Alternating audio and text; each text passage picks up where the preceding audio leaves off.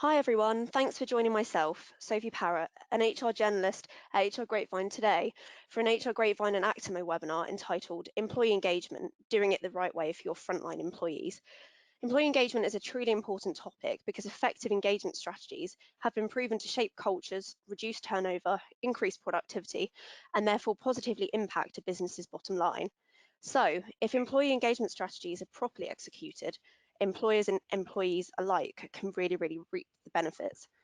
Today, I'm joined by Actimo's CEO, Eske Gunge, and Senior Customer Success Manager, Jennifer Merk, who will both elucidate further on the subject.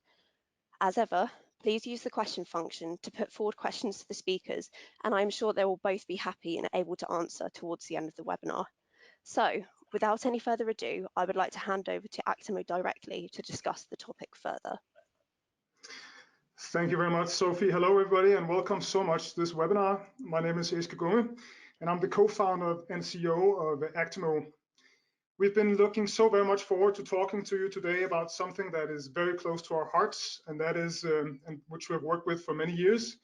And that is, of course, the topic of today, employee engagement, and more specifically, how to successfully engage frontline employees. We will go to the agenda, which looks something like this. We'll start with a short introduction about who we are and our approach to employee engagement. Then we'll dig in by giving a short definition of employee engagement for our purposes, and we'll especially look at how Gartner and Gallup has defined employee engagement, and we'll use this to discuss the drivers which we see for employee engagement. Then we'll look at specific challenges for engaging frontline employees, what we also call non-desk workers or non-desk employees, and then we'll be more practical and offer you a perspective on how you can work with and implement engagement initiatives using communication training and leadership tools. Finally, we'll jump into specific learnings from our other companies who we have worked with, both their good outcomes and also the challenges that they had or still face. When we're finished, we'll open up for a Q&A session, and we'll try our very best to answer any questions you might have. The whole thing should take about 50 to 60 minutes, and we hope this structure works well for you. And if so, let's get started. Okay, we are Actimo. We're a software and a service company delivering mobile workspace for frontline employees, what we also call non-desk workers. And our focus is on driving employee happiness and productivity through engagement. We often refer to ourselves as an employee app or an employee engagement platform or a communication training and leadership platform. And this is not because we're schizophrenic, but because the solution space for platforms like ours is still new and maturing. And even Gartner is working really hard on capturing exactly how the definition should be. But one thing is clear, and that's our mission. And our mission is to change the way companies connect to their non-employees all over the world. In other words, we want to turn good workplaces great. We're 7 years old. We currently have 7 offices around the world, specifically in the Nordics, in London, in Barcelona, and in the Americas. We serve around 200 plus great enterprise brands, and we connect more than 1 million employees around the world. I think it's about 80 countries who on a daily basis have employees that use an Actimo app. As already introduced by Sophie, I'm not here alone. I have Jennifer Merk with me today. She's been working with us for a long time, working with our larger brands for a long period of time as Senior Customer Success Manager. So Jennifer will hopefully get us close up and personal with some of our cases and deliver first-hand experiences from customers about methods and tools for boosting employee engagement. So we will turn to that later. But let's start with our approach and beliefs. Basically, we believe that employees are engaged in their jobs, colleagues and workplaces are much more happy and more productive than those who are not. In other words, great employees are engaged employees. And we see that engagement is created through, it's a sum total, I would say, of experiences that makes up the employee's work experience. But it's actually really simple to get started affecting methodically and improving engagement in a structured way that create good and fast results. And it always, in our opinion, starts with connecting and communicating effectively with your employees. From the perspective of leading a modern workforce, we believe that engagement in the workplace is facilitated through what we say are the 3 T's, which is trust, transparency, and technology. This belief we have is, of course, rooted in our Scandinavian backgrounds, but it also resonates really well with the modern generation of employees that demands inclusion, responsibility, and personal growth.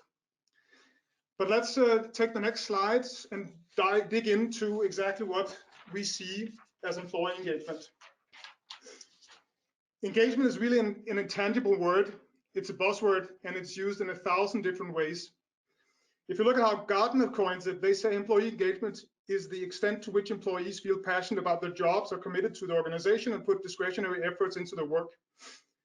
Gallup, they say, engaged employees are those who are involved in, enthusiastic about, and committed to their work and workplace. These definitions vary, but the essence, we think, is very clear. And that is that people are extraordinarily involved and happy, and then makes them work better and more efficiently. Engaged employees are involved and happy at work, making them work better. Can we measure this? Would be a good question. According to Gallup, most certainly we can. According to Gallup, more specifically the report State of Global Workplace of 2017, when you compare businesses in the bottom quartile of the engagement scale with the top quartile of these companies realize remarkable improvements in their business. These are some examples. They have a few more in the report if you want to dig into those, but these are just examples. The top quartile companies that have the high engagements have 24% lower employee churn, 70% fewer safety incidents, 41% lower absenteeism, 21% higher profitability, and 17% higher productivity, and more. So basically, winning as a company correlates totally with high engagement. In other words, it's really business critical to have high engagement. So what are companies doing about it? Although 90% of organizations and leaders are convinced that employee engagement has a positive impact on the business, as we just heard Gallup also saying, only 25% actually have a strategy or an action plan for driving their employee engagement.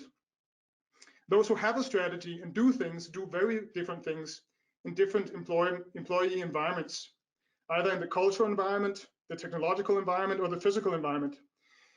By the way, if you're looking for getting a broader insight into how different environments can affect your engagement and how you can work with them, we recommend very much that you read the book Employee Experience Advantage from Jacob Morgan, which has a very comprehensive approach to understanding the different environments for how to affect engagement. In this webinar, we are focusing mostly on the cultural and the technological environment. In other words, leadership and digital workplace. So let's look a little bit closer on how to drive engagement and how to achieve happiness and performance.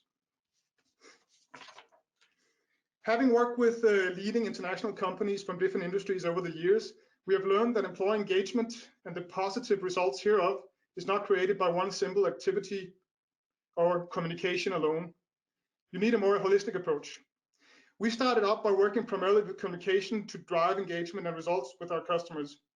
We focused on helping headquarters reach employees with campaign, product launches, corporate communication, etc.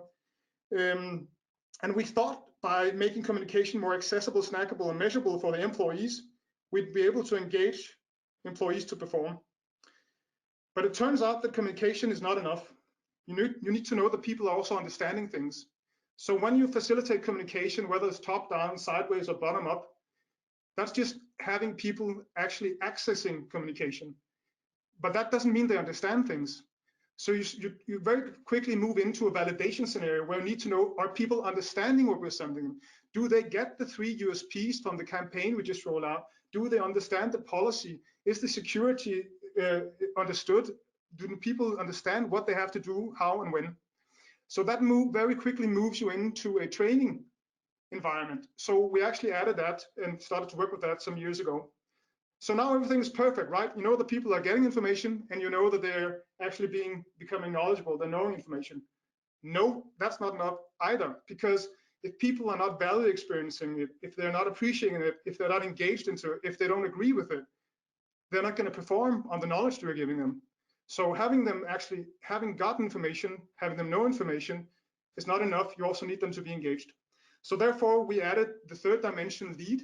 And with this, you get to the point where you know that people are actually getting information, understanding information, and value experiencing and being engaged. So in other words, you can say that communication today is really all about engagement. Communication, training, and leadership are not three different things in the modern era. They go together in creating a leadership tool that facilitates good knowledge, good collaboration, good communication, and thereby engagement. Okay, so what's up with the non-desk workforce?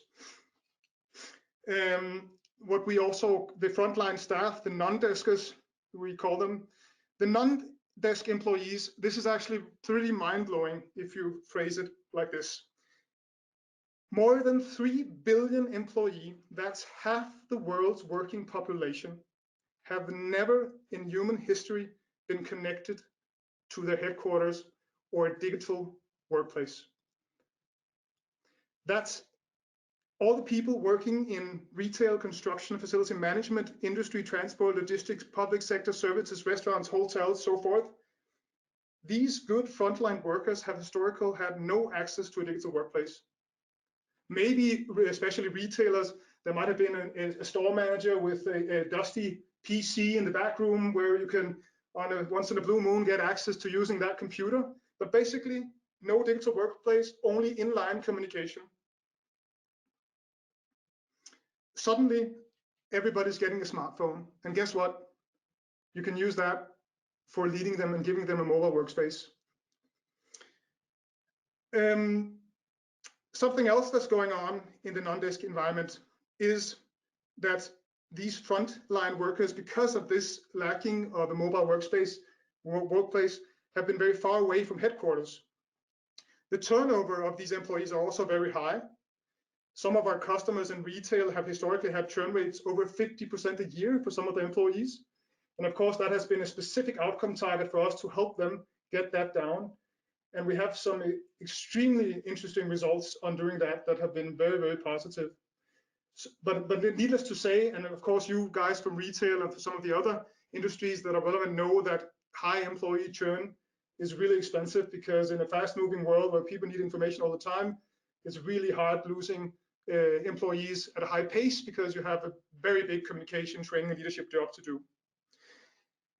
And finally, you have the paradox that mixes into all of it, that is that these frontline workers are actually the most important part of delivering quality, exactly because they're frontline employees.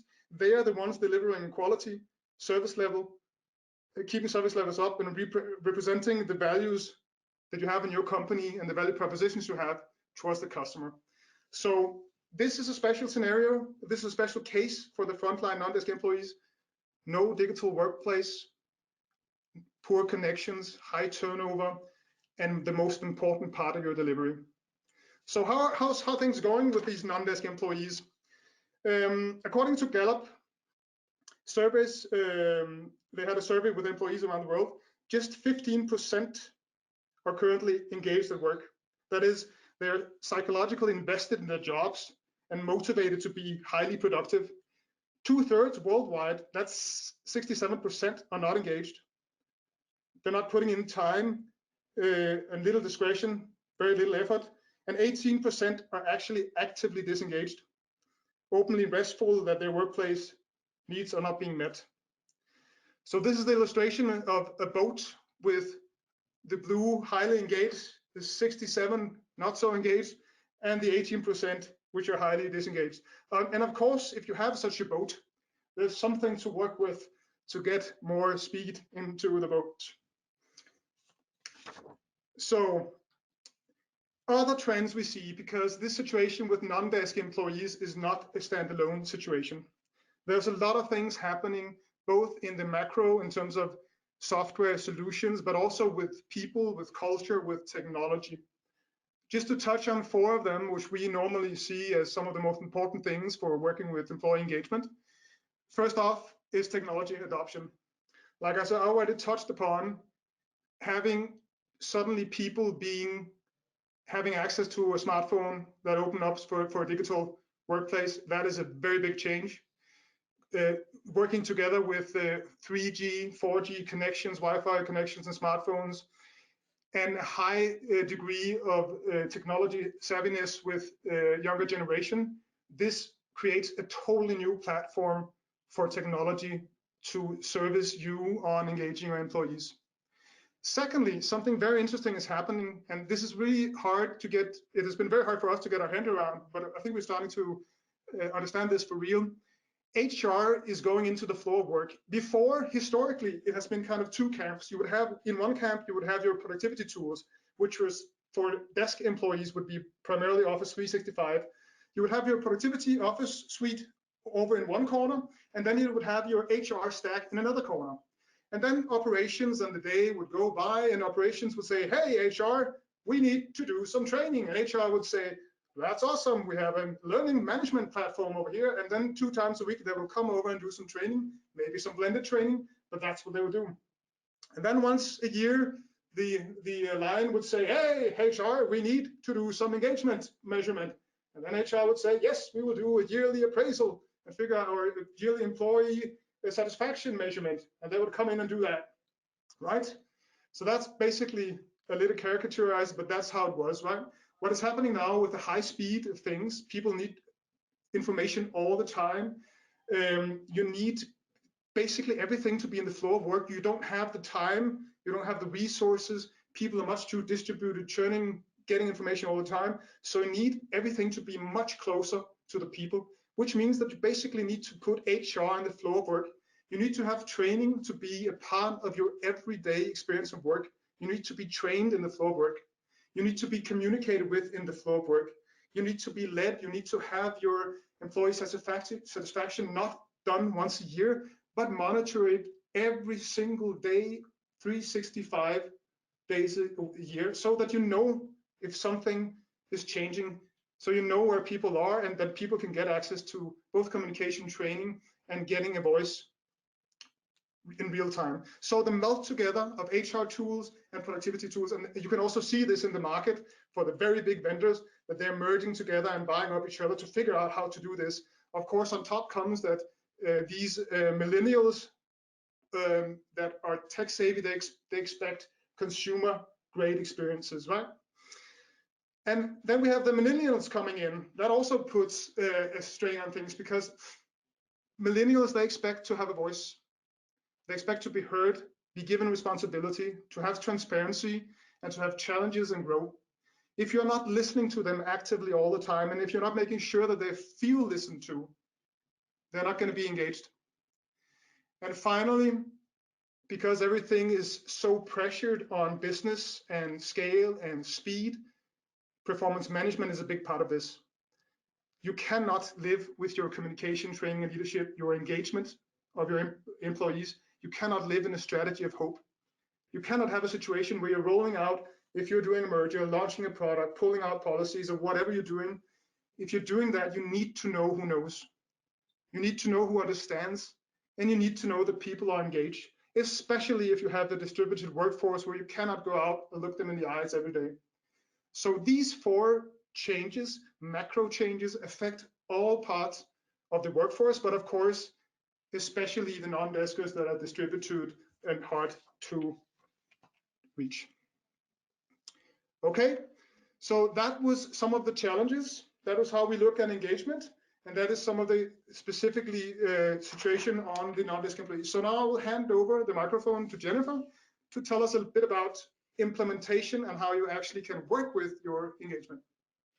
Yes, thanks a lot, Eske. So we've introduced the 3 drivers of employee engagement early in this webinar, which are communicate, train, and lead.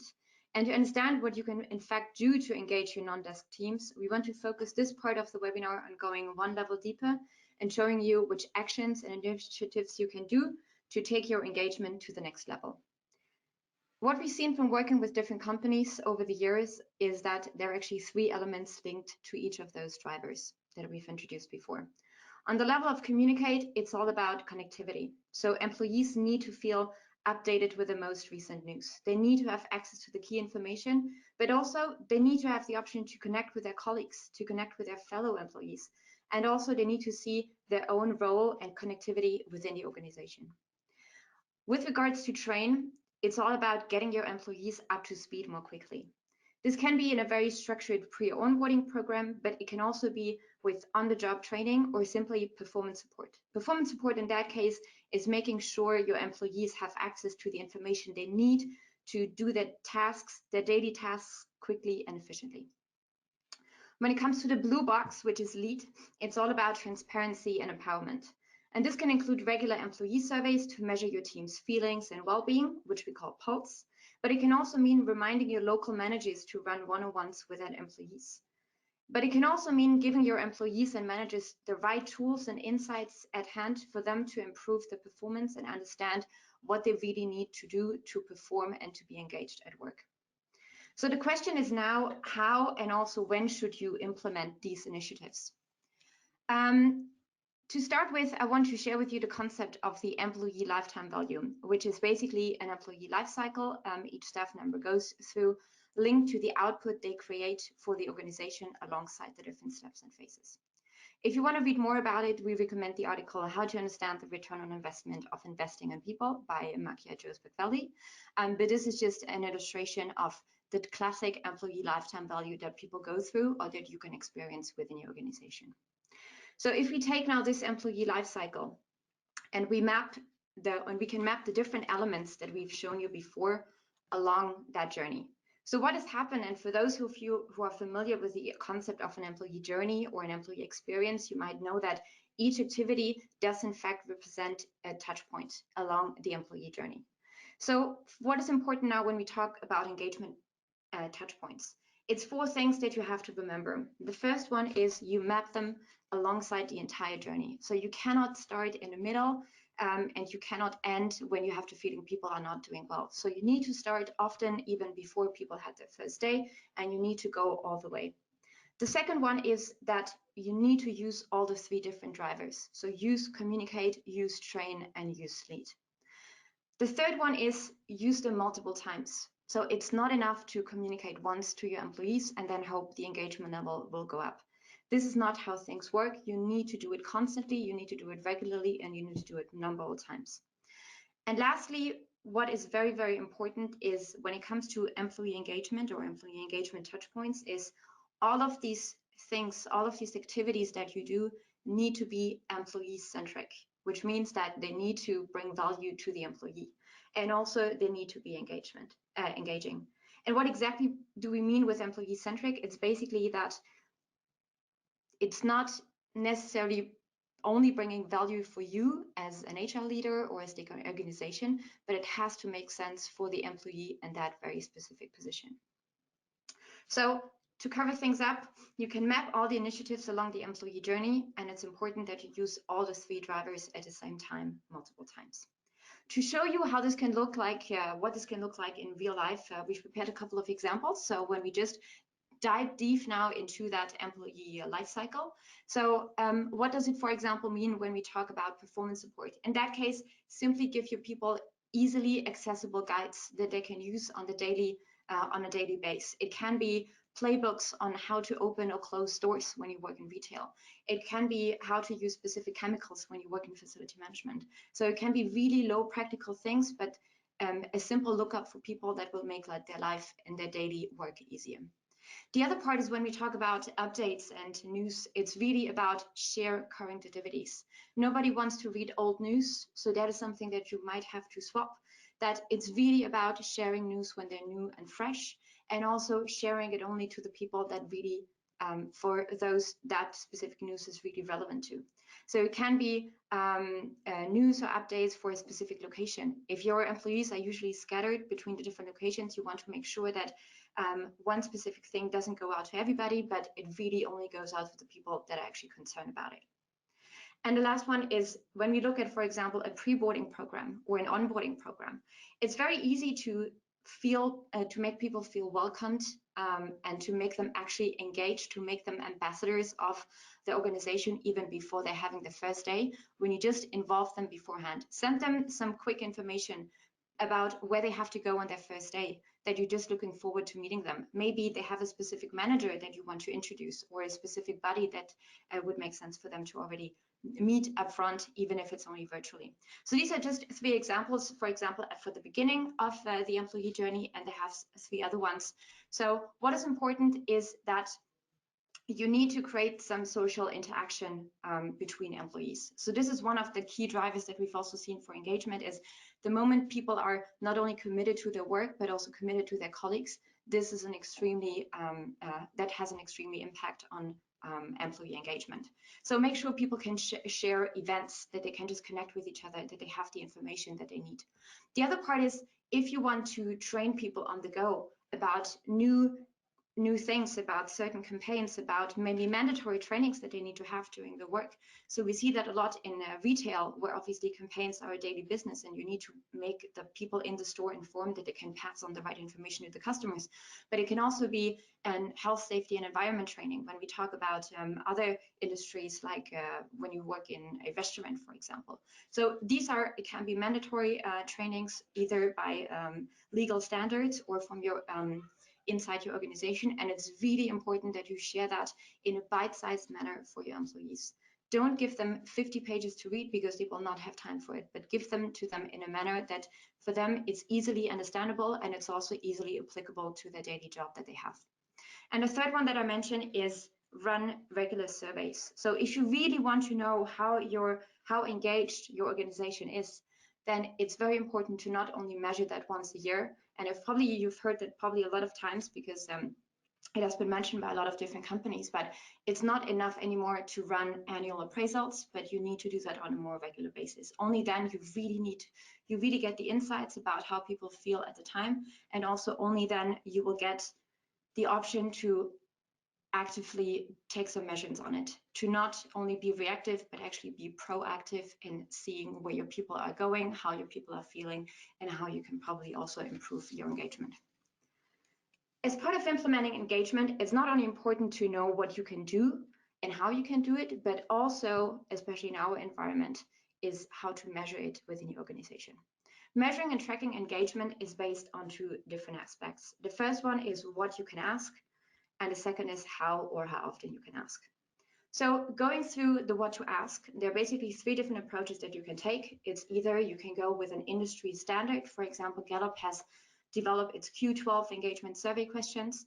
That has the benefits, obviously, that you can that everything is very standardized, and you can benchmark. You can see what our fellow companies have in terms of results. Another way to do it is, if you want to start very low practical, is to go with an indicator question. That could be an ENPS question, which is classically on a scale from 1 to 10 or 0 to 10. How likely are you to recommend our organization to your family or friends? So this will already give you, even though it's only 1 question, but it will already give you a very, very good indication about how engaged your people are.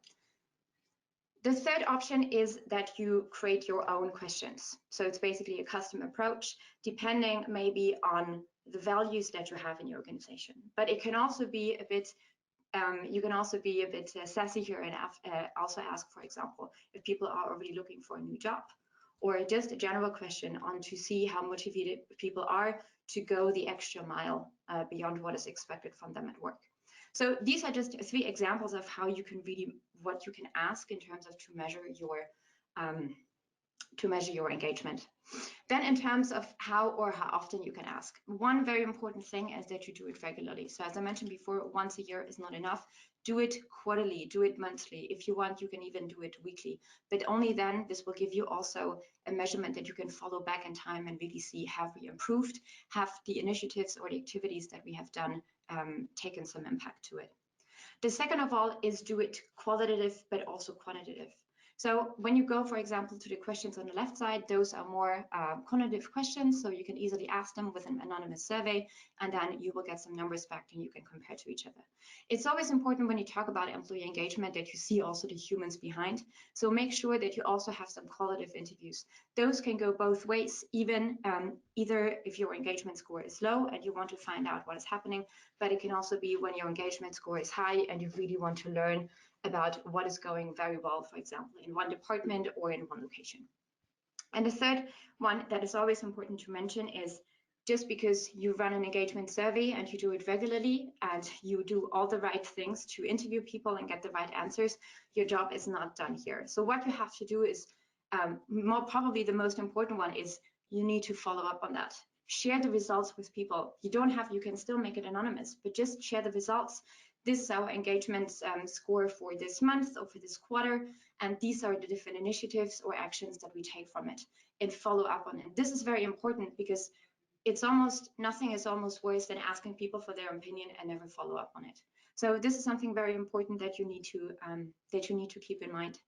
And before we now move on into examples from other companies, I just wanted to quickly recap that chapter. So it's very important that you view the entire employee journey, that you implement the multiple engaging touchpoints, that you always put them in from the point of view of the employees. Start with very practical, low information that you already have at hand, but also have a very clear approach on how you want to track your engagement. In the next part of the webinar, we want to show you examples of other companies, especially the ones that we've worked for. But before we go into their experience, we're interested to see what you are actually doing when it comes to engaging your non-desk workforce. So we have prepared a small poll for that matter, just to ask you how things are going and what you currently have in place. That's great. Thanks, Jennifer. So if we just take a quick poll, we're just interested to find out whether you have implemented an employee app or another type of mobile workspace specifically for your frontline employees. So if you just want to select one of the three following options, obviously we've got yes, no, or no, but I'm thinking about it.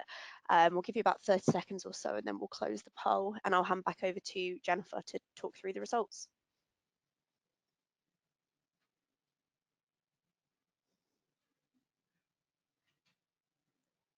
Just give it about 10 more seconds.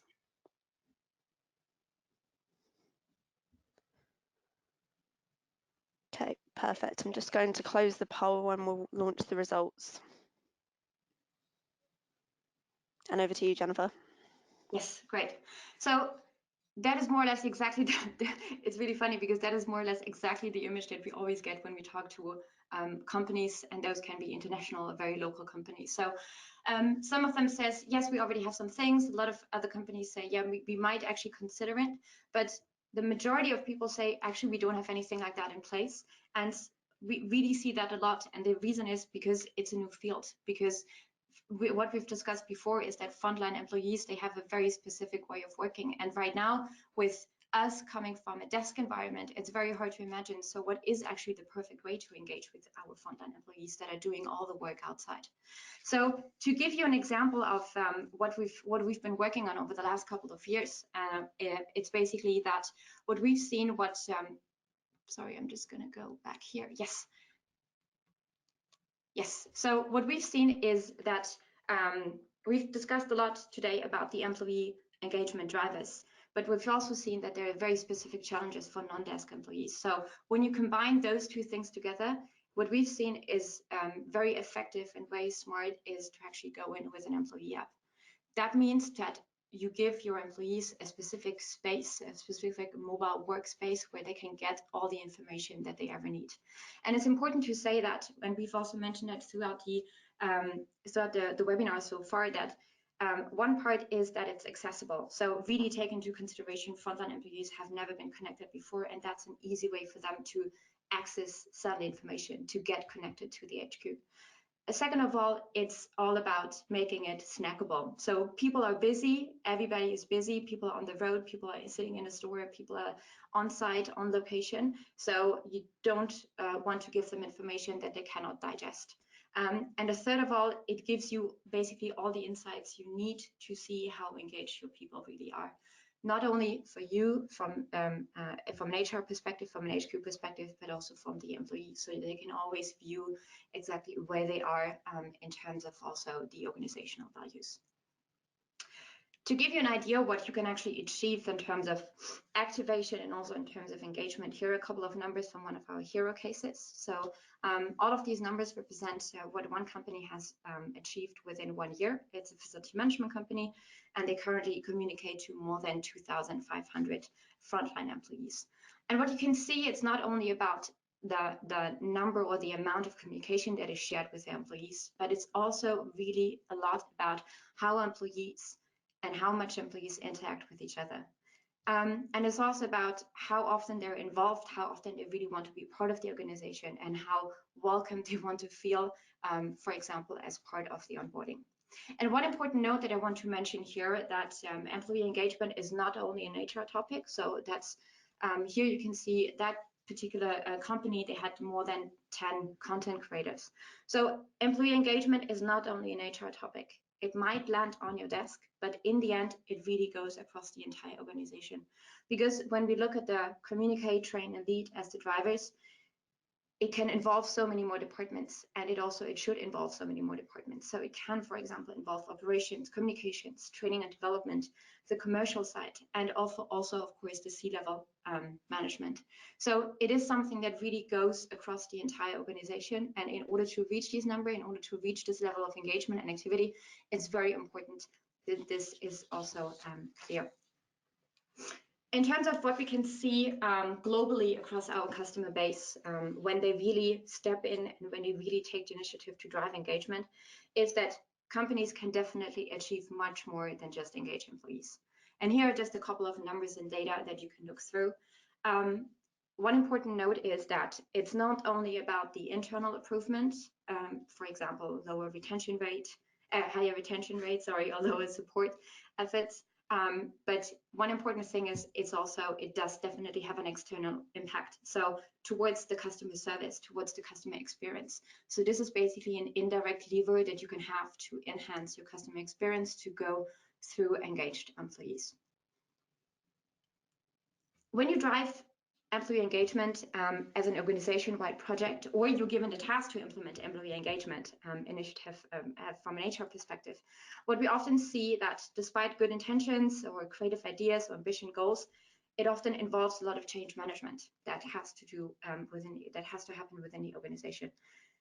And especially that happens a lot if your company has not been exposed to employee engagement in depth. So you might face a lot of questions or a lot of challenges, which are absolutely normal and really part of the entire process. So it's a change for you, and it's a chance for you to get things right. And not only for getting things right for your employees, but also getting things right for the different stakeholders that are involved internally. So when you decide to go for an employee app, just as an example, you might face a challenge that a lot of your frontline employees might not have company phones. So in that case, an easy way just to start up with is to make it on a voluntary basis, or actually also involve your employees and see, do your frontline employees demand more communication? Is it really more a bottom-up request than a top-down things that you impose to people? And you will see, or what we see in a lot of cases, that is actually the employees demanding more communication, demanding more involvement, and are eager to connect and being part of the organization. So it might be more a fear that is at the beginning of the process rather at the end. When it comes to other resources, so it's not necessarily that you would need more resources when you suddenly try to or decide to tackle employee engagement. It's more about using them in a different way. It's more using them bite-sized, it's more timely. So it's not about waiting a month to create an overall global newsletter that's being sent out to all employees, but maybe making things a bit more when they actually happen. So it's not only necessarily about putting in more resources, but just using them in a very, very different way. Before we reach the end of this webinar and move into the Q&A part, we want to share with you the 3 questions that you can ask yourself as a simple food for thought before you go back to your desks. And that is basically, how do you currently reach your employees? And also, how do you think you're doing when it comes to engaging your frontline employees? And the last one is, how do you actually measure the impact if you have any engagement initiatives, how do you measure the impact, or how would you like to measure the impact if you're thinking about them doing it in the future? And one important thing, and don't stop questioning yourself here, but always ask yourself is, what could you achieve if you had all these things enabled? If you had all the tools at hand, what would this mean for your productivity, for your employee retention, for your employee happiness, for your engagement level, for your knowledge level, all the different things, all the different KPIs that you might have floating around into your organization? What would it mean for you if you had all the right things in place, and if you could actually drive this and measure that in a very, very smart way? So that was our part of the webinar on employee engagement, doing it the right way for your frontline employees. And as you mentioned before, so this was just some inspiration. Also for the questions above, it's fine if you don't have the answer right away, but hopefully these questions will help you to think about employee engagement in a different way and find an angle to start driving employee engagement for your frontline employees. And now it's time for your questions. Absolutely. Thanks very much, Jennifer. So we've just got, perhaps if we start off with this question, how and where do you recommend a company should get started with creating employee engagement? Perhaps Jennifer, do you want to have a go first, and then I'll see if Eske has any comments? Yes, so what we see in a lot of cases is that if you basically start from zero, so you want to start from scratch and you have nowhere to start from, I guess Eske also mentioned it before, it's the most easy part is start with the communication part. So that's the one that we see that's the most easy thing to implement, just to share news and share updates with your employees. That will already give them a really sense of, okay, I'm being informed, I'm being updated, I'm not being neglected when it comes to sharing information across the entire organization. So I would always start with the communication part. That's in most of the cases the most easy to start with, and it's also for the employees something that they can easily grasp in terms of content. Eske, anything that you wanted to add? No, I think what Jennifer says with connecting to employees is where you have to start, right? So the communication part, and communication is not only, this is very important, communications is communications and collaboration. That means opening up a channel, of course, for headquarters news to employees, but also from managers to employees and between employees, so they can start sharing information, helping each other, and kind of building both the social and, most importantly, of course, the professional part of their work lives. But in terms of what to implement next, I think that's very specific to the industry and what your kind of challenges are. The important thing to note is that for non-desk employee or frontline employees that have had nothing before, you really need to focus on creating a very good employee experience. Because if you are a cleaning lady working alone at night in some facility, or if you are a hotel guard or a service member working with a team at weird hours, or if you are a retailer or transportation guy or girl working somewhere, you need easy and snackable connection to your, of course, to your workplace. And then you might need some tools that are also relevant for you. So I think you should look at, after connecting, what is then the most important tools for our employees, and then making sure they're integrated into the employee experience in a snackable way so that the employee experience is great. Because you need to make it easy, you need to make the employee experience high, and people today, everybody, are expecting consumerized products, so consumer level, consumer grade products, right? So focus on first connecting, two, then the tools they specifically need to accomplish their jobs, and make sure everything is a awesome employee experience. Fantastic, thank you. So the next question is, obviously employee engagement is a really hot topic in the HR space at the moment. So what makes the Actimo brand of engagement different from the rest? Perhaps Eske, if I come to you first.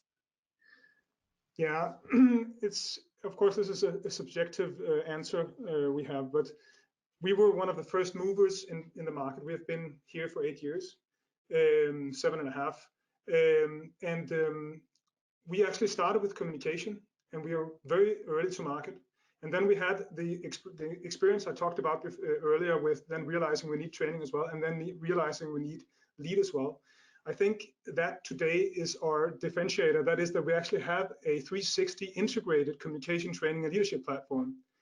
A lot of our competitors are working with communication in the market, starting there. And that is important that you start there, but you really need the whole thing.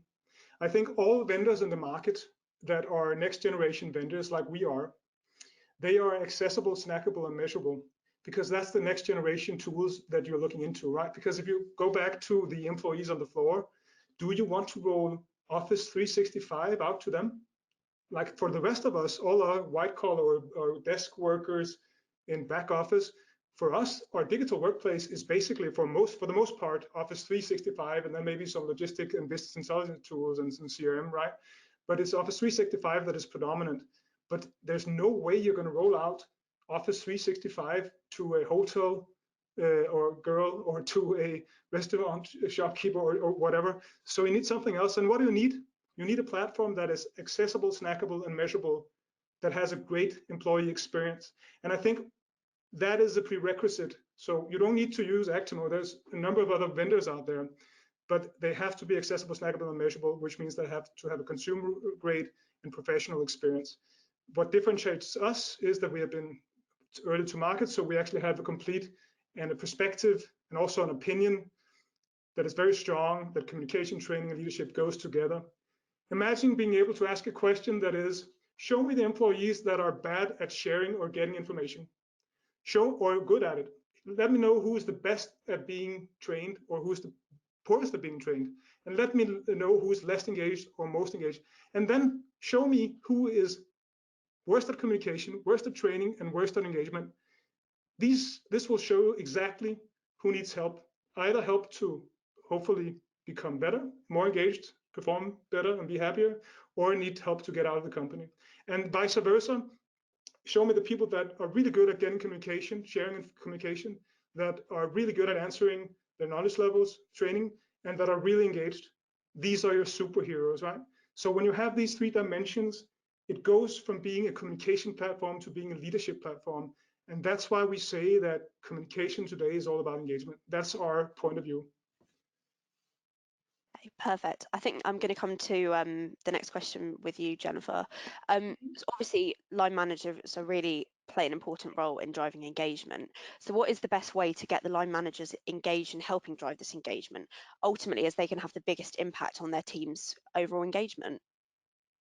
Yes, that's a very good question. And there are, in fact, so there are three different layers that we have to see here whenever we talk about engagement. It's the HQ, it's the local managers, and then it's the local employees out there. So definitely the local managers are one of the key roles in really driving also whenever you have a new process that you want to implement, whenever you have something new coming in, those really play a key part in implementing and also make sure that your employees actually adapt to it. So what we've seen that was actually working very well is that you involve them from the very start, from the very beginning on.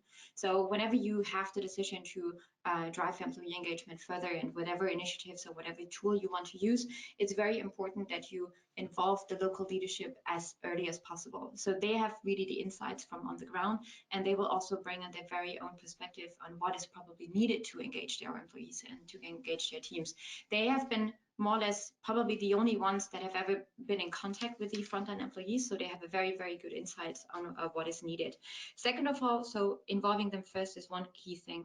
The other important thing is you need to give them the right insights and the right tools. So nobody is able to doing their job very well if they don't have the necessary tools at hand. So it's very, very important that you give them something that they can actually work with. So it shouldn't be too strategic, it shouldn't be too blurry, it should be something that is very concrete, that is very easy to work with. So if they have an overview of their team and how their team is performing and what they need to ask them, how often they need to ask them, this is something that is very applicable for them, that is very relatable also to them. So they probably just have to change their way of working, not a lot, but they just probably have to include a couple of more things that they haven't thought about it before. And also bring them really into a managing position. So don't only tell them that they need to manage people, but also explain to them what is needed to manage your people in an engaging way. And those management style, those leadership things might be very, very different than the traditional leadership methods that they've probably know or they've probably learned in the past. So I would say it's these three things. So involve them early, give them the right tools, and also make them aware that it's probably needed a different kind of leadership. I'll add in one more thing, which I think is central in terms of the transparency that we started out talking about. We very strongly believe that in transparency. This means that, of course, headquarters has to know exactly who's getting information, who's knowledgeable, and who's engaged, right? But we also make that available for managers, mid-level managers, so they can see, of course, what they are doing themselves on these parameters, but also how the results for all the employees are. So we're actually bringing down the insights from these performance insights and giving mid-level managers access to them, to their employees' results, as well as giving the employees access to the same results. So there's no surprises here, right? Everybody knows in a hierarchy upwards who is well-informed, what are they informed about, what are they not informed about, how are their knowledge levels, which things are they not understanding correctly, and how engaged are they. So this is not the transparency and ownership, what we also call trust, is distributed so it goes all the way through the company. So yeah, so transparency and including the mid-level manager in giving them the KPIs and insights into how their employees are doing, so they can talk to them about and saying, hey, I can clearly see that you're doing great with this training. That's so awesome. Can you help your colleague over there because she's doing not so well? Or really happy to see you disengaged, or whatever might be the case. Perfect. Thank you very much. We've just got time for one more quick question, which is, our workforce is made up of non-desk based workers who work shifts and are multi-generational. Therefore, would you recommend two different approaches?